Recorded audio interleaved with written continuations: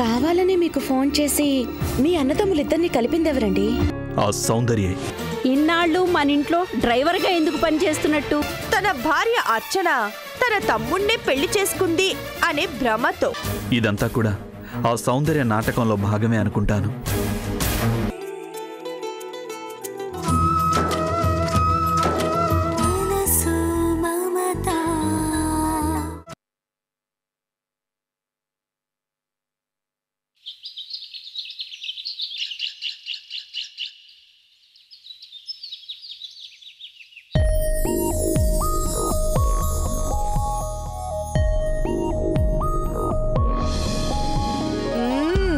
Super.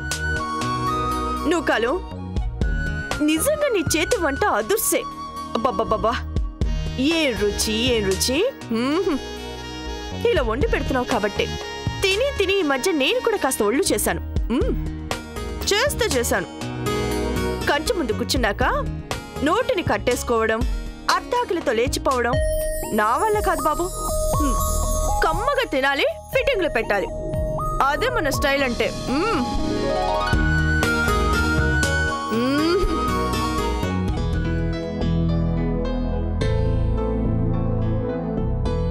అక్క ఆగు.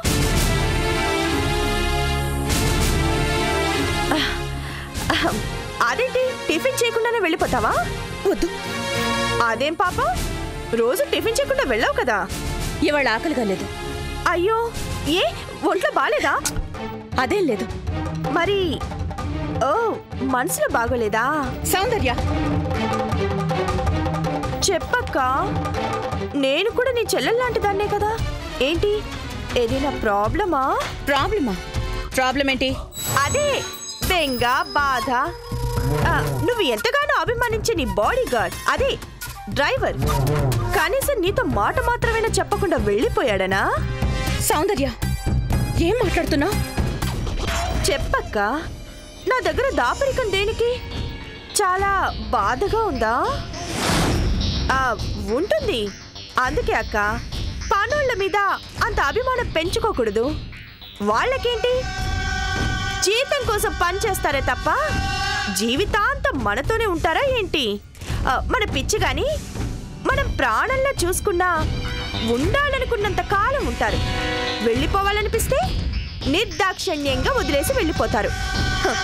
అయినా కరెన్సీ నోట్ల కోసం పనిచేసే వాళ్ళకి కమిట్మెంట్ ఏముంటుందిలే.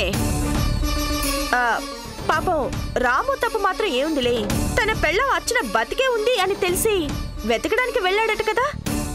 వెతకని దొరికితే మంచిదే కదా. నీకేమనిపిస్తోంది, దొరుకుతుందా? నాకు మాత్రం దొరకదనిపిస్తోంది. పెళ్ళం కోసం వెతికి వెతికి వెతికి వెతికి పిచ్చివాడై చచ్చిపోతాడనిపిస్తోంది. సౌందర్య, ఏంటక్క, ఏదైనా తప్పుగా మాట్లాడానా? లేకపోతే ఏంటి చెప్పు. ఎంత ఆశపడి ఉంటాడు, ఎంత ఆరాటంతో వెతుకుతూ ఉంటాడు. ఒకవేళ నిజంగానే వెతికి వెతికి పిచ్చివాడైపోతే ఆ పాపం ఎవరిది? రాము భార్య అర్చనదే కదూ. ఏంటో ఆ అర్చన ఎక్కడుందో, ఏ ముసుగులో దాక్కొనుందో ఆ పరమేశ్వరుడికే తెలియాలి. మరి అక్క, ఒకవేళ ఆ అర్చన కావాలనే ఎక్కడైనా అజ్ఞాతవాసంలో ఉంటే బయటికి రావాలి కదా. ఈ పవిత్రమైన భారతదేశంలో పుట్టిన ఆడదానిగా అయ్యో నా పెనిమిటి ఇన్ని కష్టాలు పడుతున్నాడే, నా కోసం కృంగి కృషించిపోతున్నాడే అని బుద్ధిగా మొగుడు కోసం రావాలా వద్దా? ఒకవేళ ఏ కారణంగానైనా రాలేదే అనుకో, ఆ తర్వాత కర్మకాలి నేను అన్నంత పని జరిగితే అర్చన అర్చన అని వెతుకుతూ ఆ రాము కళ్ళు మూస్తే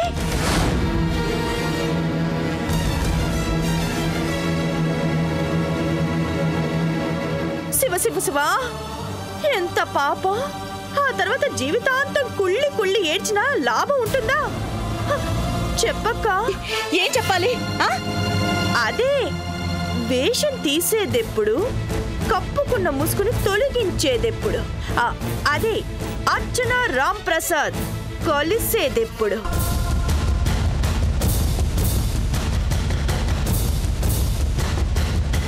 కలుస్తారు, తప్పకుండా కలుస్తారు. అగ్నిసాక్షిగా ముడివేసుకున్న ఆలు మగల బంధం నిజమే అయితే ఖచ్చితంగా కలుస్తారు.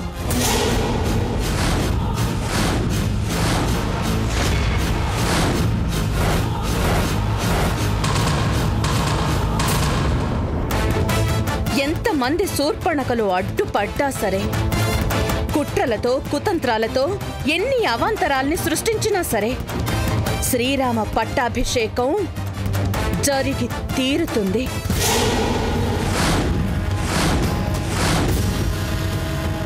మేడం, టైం అవుతోంది, బయలుదేరదామా? పదండి.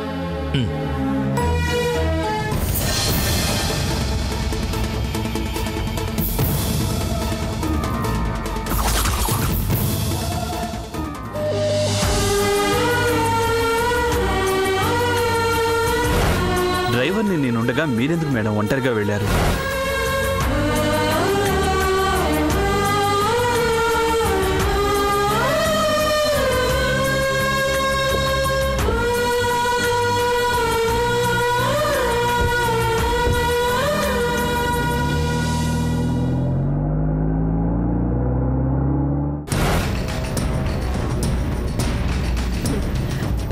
శ్రీరామ పట్టాభిషేకం ఎలా జరుగుతుందో నేను చూస్తాను.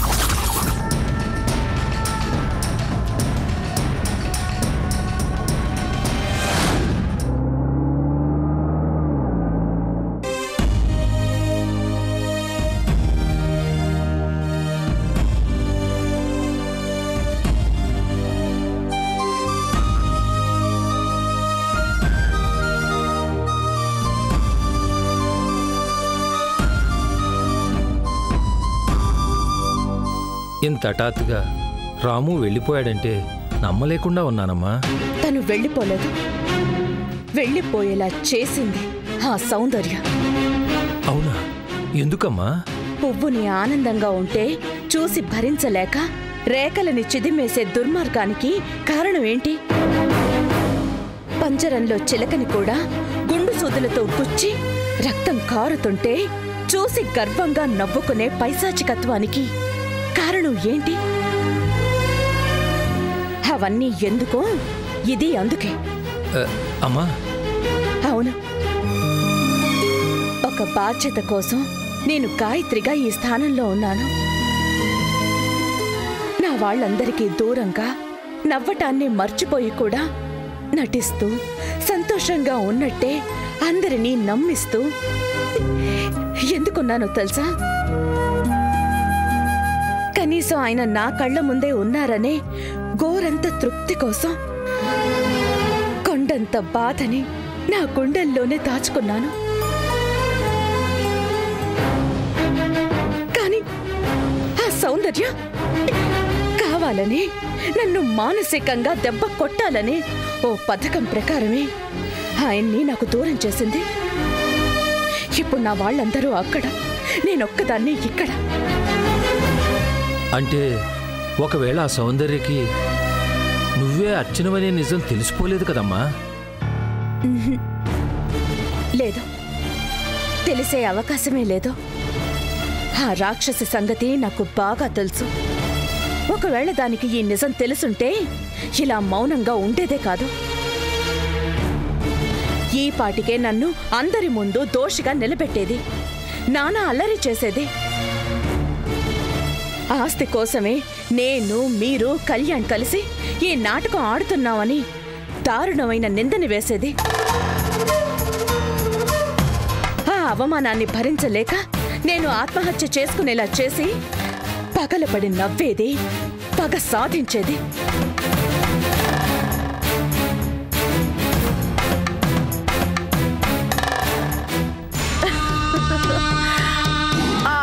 ఇంకా దాని రహస్యం నాకు తెలియదని అనుకుంటోంది.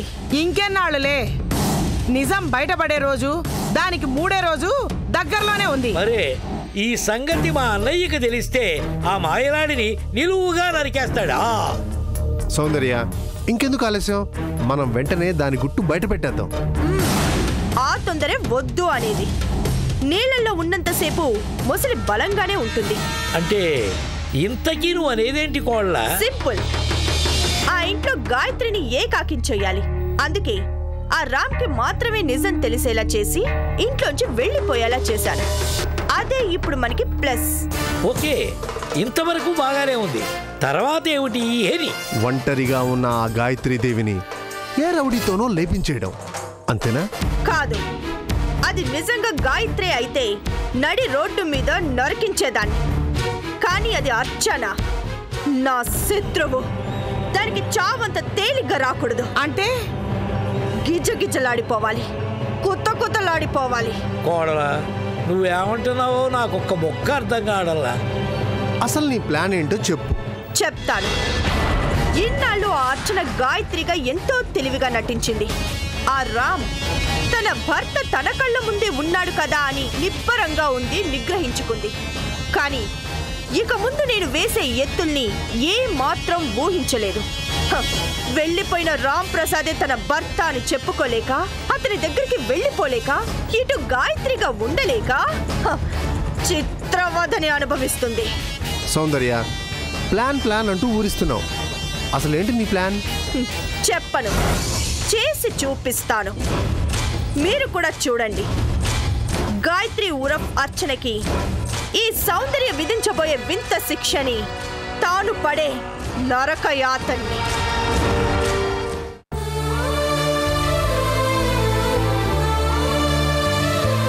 అర్చన, నేనెంతో మూర్ఖుణ్ణి. నిజం తెలియక ఇన్నాళ్ళు నువ్వు నా భార్యవి కావు, మన మధ్య సంబంధం తెగిపోయింది అని కుమిలిపోయాను. కానీ మనిద్దరం మళ్ళీ కలవాలని ఆ భగవంతుడు రాసిపెట్టి ఉన్నాడు. అందుకే ఆలస్యంగానైనా ఈ నిజం నాకు తెలిసింది.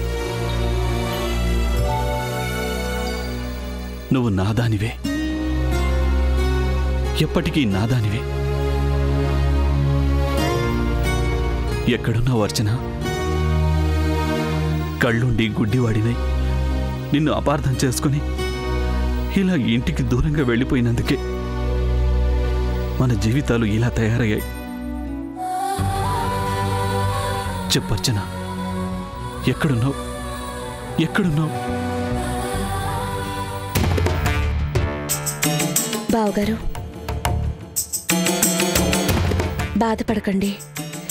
నిజానికి మీలాంటి మంచి మనసున్న భర్తకి దూరం అవ్వటం అక్క దురదృష్టం. లేదమ్మా, అర్చన లాంటి దేవతని దూరం చేసుకున్న నేనే దురదృష్టవంతుణ్ణి, దౌర్భాగ్యుణ్ణి. బావగారు ప్లీజ్, అక్క ఆచూకీ తప్పకుండా తెలుస్తుంది. మళ్ళీ మీరిద్దరూ కలుస్తారనే నమ్మకం నాకుంది. కాఫీ తీసుకోండి.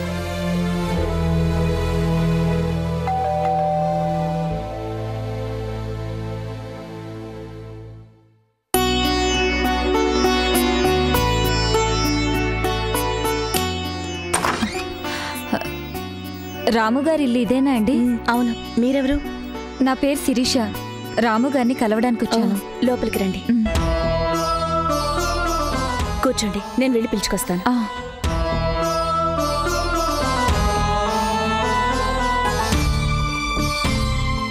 బావగారు, ఎవరో శిరీష అట మీకోసం వచ్చింది.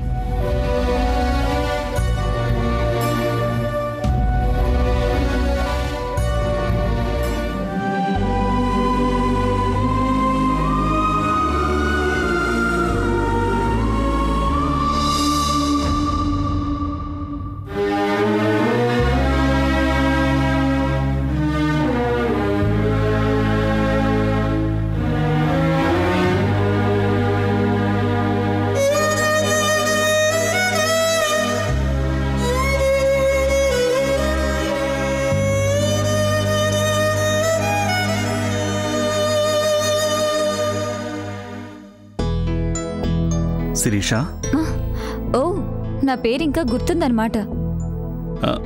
తను సూర్య, నా తమ్ముడి భార్య.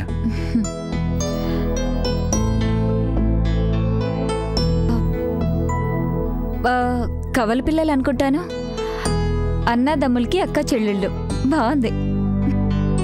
మీరు మాట్లాడుతుండండి, నేను కాఫీ తీసుకొస్తాను.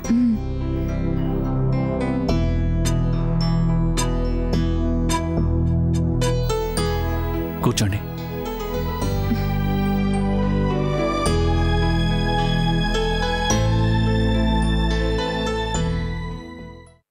ఏంటి సార్, మీ వాళ్ళు కనిపిస్తే చెప్పా చేయకుండా వెళ్ళిపోవడమేనా? అది అనుకోకుండా. ఏంటి అనుకోకుండా? అనుకోకుండానే కారెక్కేశారా? అనుకోకుండానే మీ ఇంటికి వచ్చేసారా? అనుకోకుండానే ఇక్కడే ఉండిపోయారా? అంటే నేను ఆ రోజు రాత్రే గాయత్రి మేడంకి ఫోన్ చేసి చెప్పాను. ఓ, వదినకి చెప్పేస్తే చాలనుకున్నారా? ఇంకెవ్వరికి చెప్పాలనిపించలేదా? చెప్పండి. అంటే మేడం అందరికీ చెప్పుంటారు కదా అని. ఆపండి, మీకు కొంచెం కూడా కన్సర్న్ అనేదే లేదు.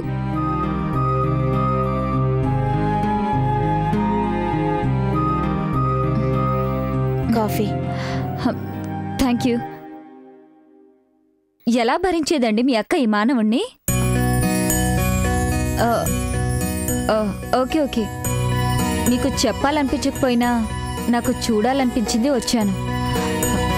మీ దేవత బాగుందండి, మీరు చెప్పిన దానికంటే అందంగా ఉంది. Anyway, congrats. దేనికి? దేనికేంటి సార్, ఇన్నాళ్ళు మీ అర్చన లేదు అన్నారు, నేను ఒంటరి వాణ్ణి అన్నారు. కానీ ఇప్పుడు మీకు మీ వాళ్ళందరూ ఉన్నారు. డోంట్ వరీ, మీ అర్చన కూడా మీకు తప్పకుండా కనిపిస్తుంది.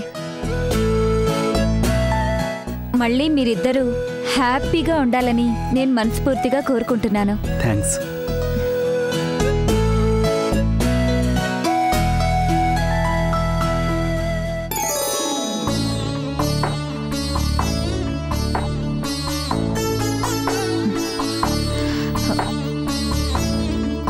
ఉంటానండి. కాఫీ చాలా బాగుంది. సార్, మాట మీరొచ్చే ముందు ఎలాగో చెప్పలేదు. కనీసం మీ అర్చన కనిపించాకైనా ఆ శుభవార్త చెప్తారని ఆశిస్తున్నాను. బాయ్. ఉంటానండి.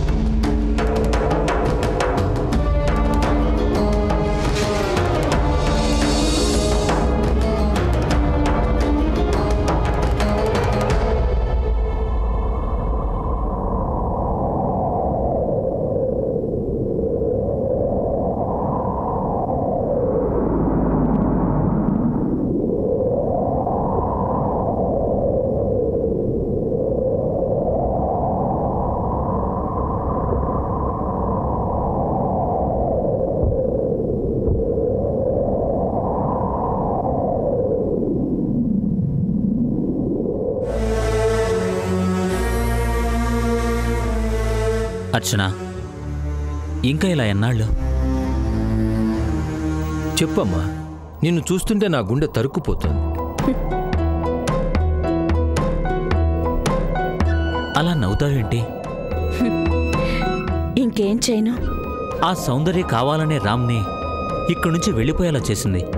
అది తెలుసా నీకు? తెలుసు. మరి తెలిసి కూడా అతన్ని ఆపేందుకు ఎందుకు ప్రయత్నం చేయలేదమ్మా? ఆపడం ఏ హక్కుతో, ఏ అధికారంతో? అర్చన, ఆ హక్కు అధికారం నీకు మాత్రమే ఉన్నాయి. ఇప్పుడు నేను అర్చన్ని కాదు, గాయత్రీదేవిని. ఇలా అనుకోవడం వల్లే, ఇన్నాళ్ళు అర్చనగా నువ్వు బయట పడకపోవడం వల్లే ఇంత దాకా వచ్చింది. అవునమ్మా, అతను కోసం బాధపడుతూ నువ్విక్కడ, దూరమైన తన భార్యను వెతుక్కుంటూ అతనక్కడ. ఇలాగే ఉంటే రోజులు, వారాలు, నెలలు, ఏళ్ళు గడిచిపోతాయి. మీ ఇద్దరి జీవితాలు వేస్ట్ అయిపోతాయి. ఇవాళ కొత్తగా అయిపోయిందుకు ఏముంది? అంతా ఎప్పుడో అయిపోయింది.